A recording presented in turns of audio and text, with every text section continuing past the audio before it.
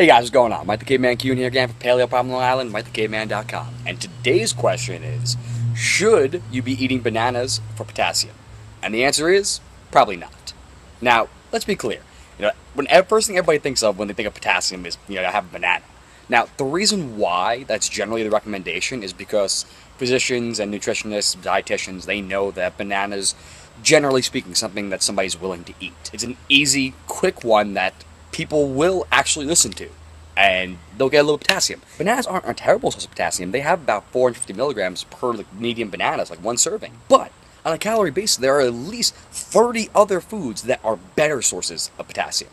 Now, why should you be worried about your potassium? Well, if you'd like to have good heart health, good kidney function, if you want to reduce your PMS cramps, and if you are a hard-charging athlete, those are all amazing reasons to try and make sure that your potassium is sufficient. Like we talked about in my balance video, potassium is super important to keep in balance with sodium. And in fact, when it comes to hypertension and high blood pressure, potassium may actually be more important than sodium. Because it's not that we necessarily take in too much sodium. I mean, we do, but it's that we take not enough potassium. So we need to make sure those two are in balance. When it comes to the kidney function, same thing. Sodium causes water to be retained in the kidneys, while potassium helps to excrete it. So, in order to optimize kidney function, you're going to want to have enough potassium. That's also super important for my fighters and other weight class athletes who are manipulating their sodium purposefully to be able to reach a weight class. Well, you want to make sure your potassium is adequate as well. For that same reason, potassium is often depleted in conditions of diarrhea and may actually be part of the cause, so make sure you have a potassium there.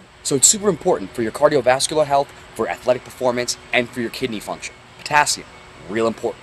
So where do we actually get it from if we're not talking about bananas? Well, the best source, the single best source you can get it from are beet greens. You know the part you normally chop off those beets, those nice red beets, those leaves? Well, that's actually the best source. There are 1.3 grams in a cup of beet greens. It's a little under 40% of what you need to get in a day. And Swiss chard and other greens like spinach also have almost a full gram per cup. So if you were to take a little bit of those beet greens, maybe throw in a little chard, and what you can do is you can lightly steam it, that way you don't lose too much, then you saute it in a quality fat like olive oil, skinny fat olive in particular, we can go a higher temperature. You can cook it in lard or bacon grease, that would taste amazing. Throw a little garlic in there, and you're gonna get an awesome source of potassium. If you did a cup of each, you'd be over half of what your daily intake of potassium should be. So if potassium is an issue for you, that's a great way to get it in. Other great sources, sweet potatoes, white potatoes, if that's an option for you, avocados, amazing. All those are great ideas. Now, if you're very active, are bananas a bad idea? No, you can definitely get them in, particularly around the workout. Same thing with those sweet and white potatoes. That'd be a great time to get them in. If you're trying to optimize your gut health, well, that'd be another way to do a little resistant starch with those potatoes. If you're somebody who's going on the lower carb end, either for a condition or trying to lose a bit of weight, well, you're going to want to go with those avocados as well as those sauteed beet greens. Those are the best sources. But let's be clear, you are going to want to cook them.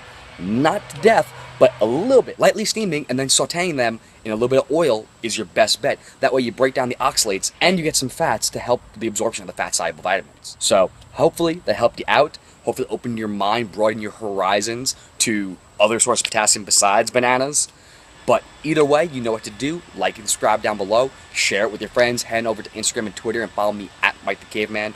Over on Facebook at Paleo Problem Long Island. And of course over on MikeTheCaveman.com. That being said, get in the sun. As usual, enjoy your day. Get the potassium in. And I'll see you tomorrow.